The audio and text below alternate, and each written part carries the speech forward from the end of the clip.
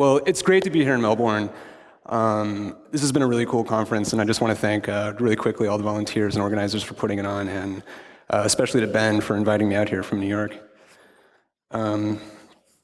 So today I want to touch on two interrelated concepts that come up frequently in product design, and that is clean and simple. And they are deceptively loaded words. So I think there's some real value in deconstructing them and analyzing why we often cite them as desirable qualities for websites, mobile apps, and really anything that has a user interface. So for me, the relationship between clean and simple is very similar to the relationship between form and function. While they're often interchangeable, clean is usually more appropriate to describe the way something looks, and simple is usually more appropriate to describe the way something works. And since the way something looks and the way it works are infamously hard to separate, we often find these words describing the same thing, but it's possible and even useful to think about them independently. So definitions are hard, but let's just take a stab at it, and then we'll move on to some examples. So for me, being clean is really about being consistent, it's about being predictable, and it's about being rhythmic. It means visual elements that are laid out according to some plan, whatever that plan is. It means finding things where you expect them. It means a kind of visual flow that feels frictionless and inevitable. It doesn't necessarily mean being flat. It doesn't mean eschewing skeuomorphism. Above all, being clean is about finding balance and harmony. On the other hand, being simple is about being singular, understandable, and adaptable. It means finding the right tool for the job. It means making it easy to use and focused on its task in such a way that it can be easily integrated into a larger system. So let's look at some examples, and some are successful and some aren't. First of all, I want to talk about MuxTape just a little bit. I kind of swore that I wouldn't talk about it again in public, but here I am right now talking about it. In the context of cleanness and simplicity, it's hard to avoid, actually. In 2015, we have a lot of flat design. I think when iOS 7 came out, that was kind of a big watershed moment for flat, minimal design. But in 2007, the web was a much different place. The dominant music platform at the time was Myspace, which has never been known for its clean or simple design. And in 2007, I was thinking about the state of music on the internet. It had been a few years since Napster, and it was before Spotify. It was before a lot of the legal alternatives that have come later. And what I was really interested in was the mixtape culture that I had grown up loving so much in the 90s. Before the internet, I thought the best way to discover new music was to hear it from your friends. And if they took the time to put together a mix for you, it was kind of a special thing. You had this kind of physical object that was sometimes decorated and personalized, but really what you're left with is a set of music and an avenue to explore other music. And I thought that was great. And in 2007, there wasn't anything like that.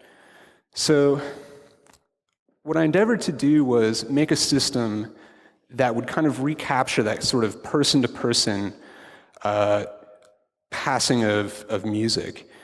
And the way I achieved this was MuxTape. So it started off as just a list of songs, like a static list. I was actually a college radio DJ, and every week I had to log every song that I played on the radio for 2 hours. And I made a website that just tracked all these playlists. And I love sending them to my friends because they could kind of, if they had some of those songs, kind of re-piece the mix together without me actually having to send them a physical tape. But it drove me crazy that you couldn't actually listen to the music on the site. So I was frustrated by this lack of person-to-person contact in music on the internet, but also frustrated with the state of user interface at the time.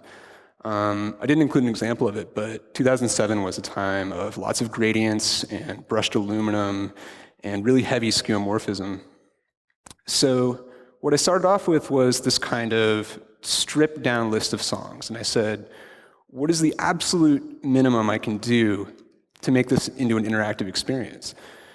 And so just working from there, I expanded it out a little bit. I was like, okay, maybe you want to be able to click on the songs to play them. But in that case, there's not the need for the kind of UI that you have traditionally associated with music. There's no need for instance, a play button, rewind and stop. These things are sort of like rooted in the physical world. And so I got to a point very early where I said, this works just like it is. There's no reason to clutter it any further.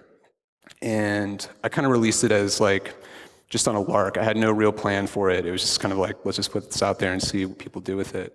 And the way it worked was very simple. You had a username, you signed up for the site, and the configuration page was just a list of 12 upload boxes. You could load any MP3 up from your computer, upload it to the site, and it would make this list like this. You were limited to 12 songs, kind of in keeping with the idea of a mixtape, where I wanted you to be able to focus on the curation of the song and work within the constraints of a limited playlist.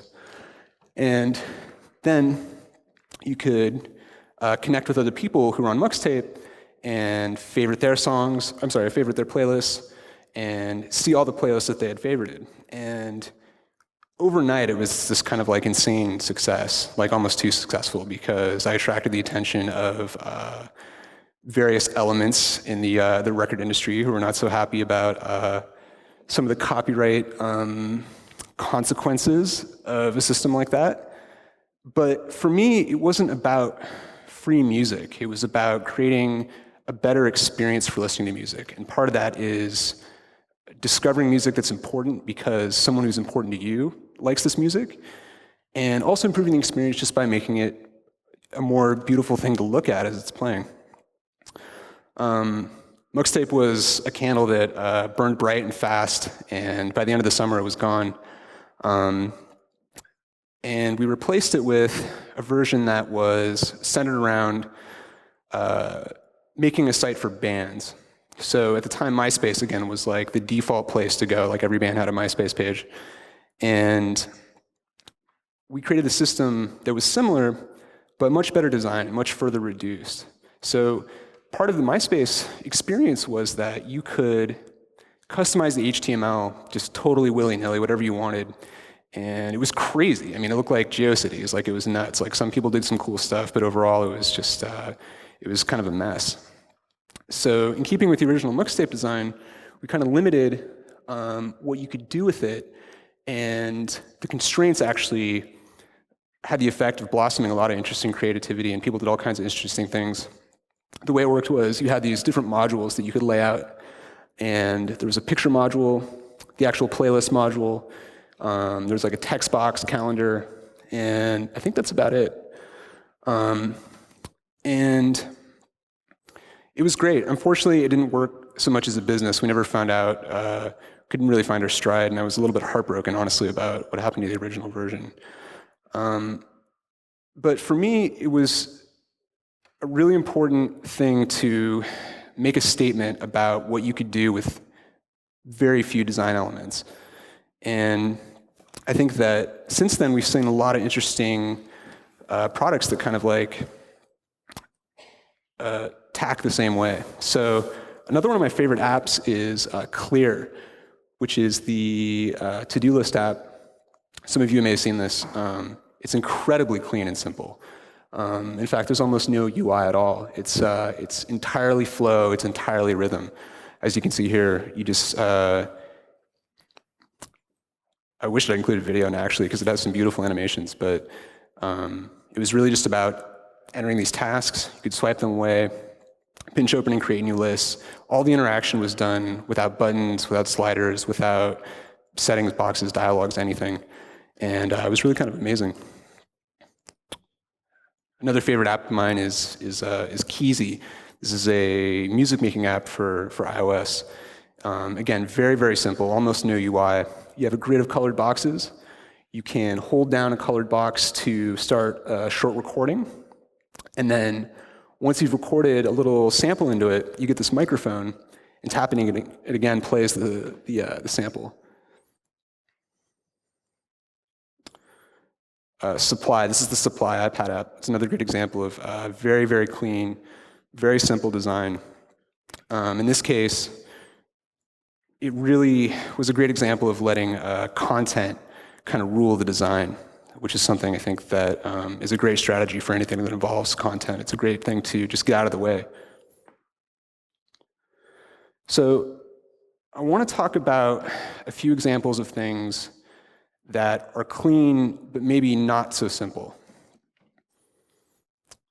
So this is from the movie Oblivion. Maybe some of you have seen it. For me, this is a great example of an extremely clean design.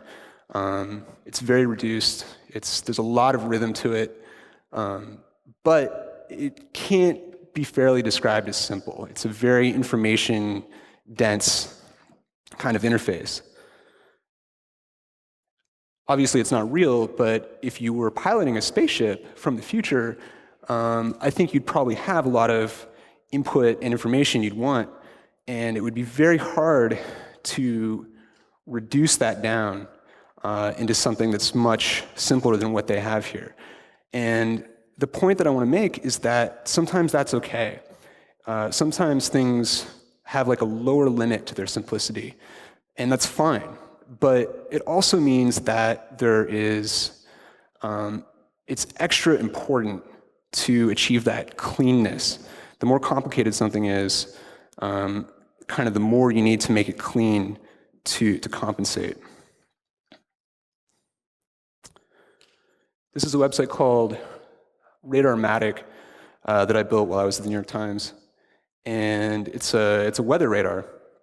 And this to me also is a clean design, but also not so simple because it requires some level of specialist knowledge. There's not a lot here to guide you into what you're seeing unless you're kind of already familiar with the domain of weather detection and radar. But again, that's okay. Really, the important thing is your audience.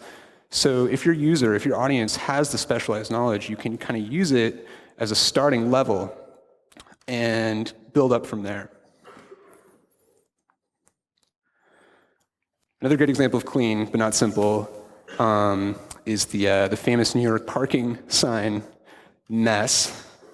To me, this is an example of a failure. It's certainly very clean, but it doesn't do anything to aid the understanding of the user. So it's a failure. There's nothing about being clean that guarantees that your design will be a success. So how about some examples of things that are simple but not clean? Here's an antique elevator button from the Renaissance, I'm guessing. And it is very simple in its functionality. It's very clear what you're supposed to do with this button. You're supposed to push it. But I don't think you can call this clean. It's very ornate.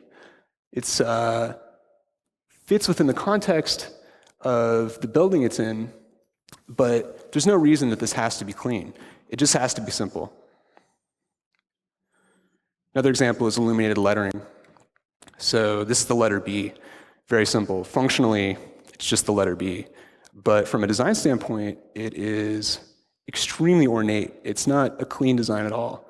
It's very beautiful, but there's no reason that this has to be clean.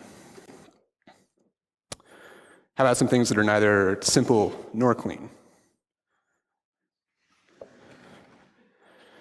You may have seen some of these if you're of a certain age. There's nothing clean or simple about this. But I would argue that it's not a design failure because it is keyed to its audience. The rave flyer is something that is sort of like an insane expression of all the maximalism and, I guess, like sensory overload you would experience at the rave. And for the user in this case, the audience of someone who might be interested in going to this rave, it's more important to sort of transmit the feeling of the rave. And a very clean, simple design isn't going to do that.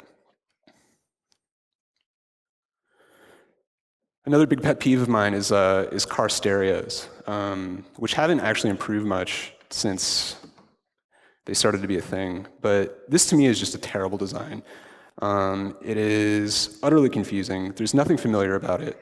There's no play button, there's no stop button, there's a zap button, I'm not sure what that does. PTY cat, who knows? Neither clean nor simple, and it's a failure.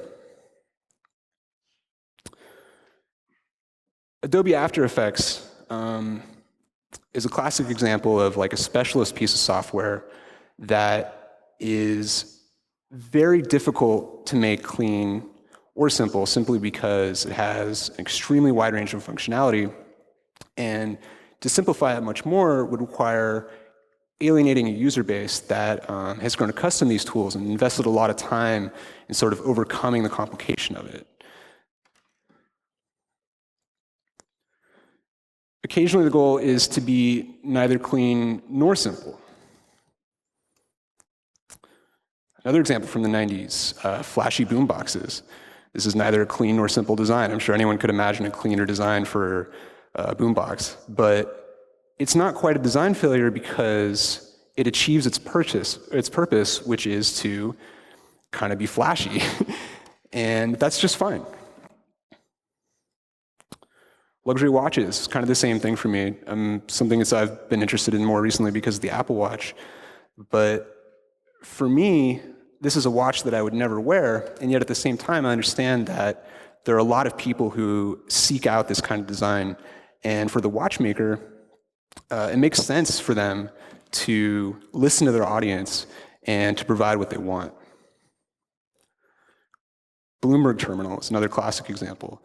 If you're not familiar, Bloomberg has these custom terminals that are an integrated hardware-software package that are famously hard to use. They're for financial analysts and reporters. And the idea is that you have all these constant kind of streams of information coming in about the financial market, about world news. You can kind of see here there's like a video window with CNN on, and it has a custom keyboard with insane arcane functionality. But the people who use these terminals love the fact that they're so complicated because it kind of sets them apart almost as like a priestly class compared to other people. So for them, they actually want it to be obtuse and complicated because that satisfies their need to kind of have their own cohesive group that understands this technology and no one else does. So Bloomberg, in this case, kind of intentionally makes the design obtuse. And I would argue that's not a design failure either. So it might be helpful to think about clean and simple in terms of their opposites. And depending on how you look at it, you can think of the opposite of clean as messy, and you can think of the opposite of simple as confusing. But those are only in cases where you're in a situation where the design is failing in some respect. And it's better to think about the opposite of clean in terms of its positive qualities. So if something isn't clean, it can still be good, but a better way to describe it than messy might be intricate or ornate. And for simple, it's the same way. It's not confusing, I guess it could be, but a better way for it to be not simple is for it to become sophisticated. What I'm really trying to get at is that clean and simple are not design goals into and of themselves. Instead, I think it's more important to strive for honesty and satisfaction in design. Here's another great example, TV remotes, kind of famously obtuse, hard to understand, and in some ways, I think dishonest. Honesty is important in design because in this case, the goal of the remote is as much for the manufacturer to communicate something about the sophistication of the technology of the TV, and maybe for you as the user to communicate to people over your house that you have a very advanced system. But in terms of usability, it kind of falls short. And we've seen that with the alternative, for instance, the Apple TV remote. It's just amazing to me that you can really reduce the functionality of something that has all these buttons and maybe even an LCD screen to this. Another example is camera design. Cameras have become extremely complicated in the digital age. And it's unfortunate because photography really is a function of three simple things. It's shutter speed, it's aperture, and it's the film sensitivity, the ISO rating. And if you knew nothing about photography, I think you would look at a camera like this and just be utterly perplexed and maybe even turned off to the whole concept. But that's unfortunate because there are successful designs that take just as good pictures that don't involve any screens, they don't involve any confusing UI. This is a Contax 645, and it's really reduced all the functions of the camera down to the very few controls that you need. And to me, that's an expression of honesty. It's an honest expression of what photography is really about. And it translates very well into a very usable design. So what I'm really getting at is that clean and simple are not so much design goals as they are emergent properties of a healthy design process or a subtractive design process. They're good goalposts to aim for, but ultimately, they are the result of clear thinking and focusing on your user. And sometimes that process doesn't even constitute design. I think a banana, for instance, has an incredible user interface. It's easy to open. It's got a protective shell that keeps your hands from getting messy as you eat it. And it wasn't designed by anybody. But it still has this emergent property of being simple and clean.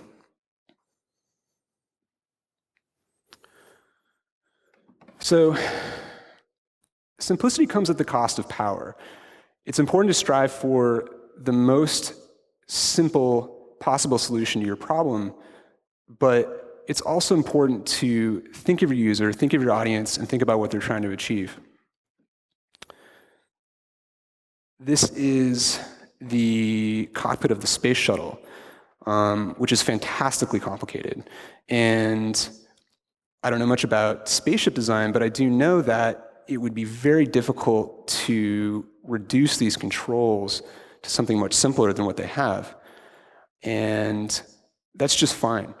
It's okay because the audience is the pilot of the spaceship who will have the specialist knowledge required.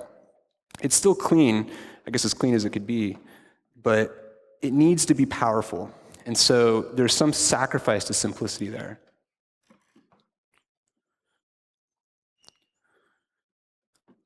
And clean is a spectrum. Clean is as much in the eye of the beholder as anything else that's so subjective.